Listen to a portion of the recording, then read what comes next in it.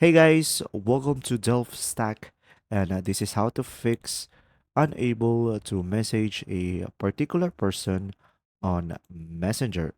So guys, if this ever happened to you, there are multiple reasons why.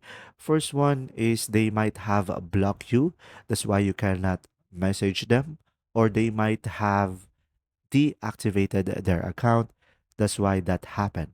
Now, there are some ways to fix this. Another one is just simply restart the app. So go back to your home and just simply close the app and just simply go ahead and open it up again. And this mostly fix the issue.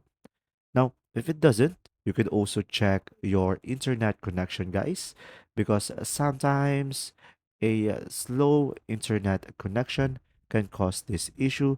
So make sure you have a stable Wi-Fi or internet connection.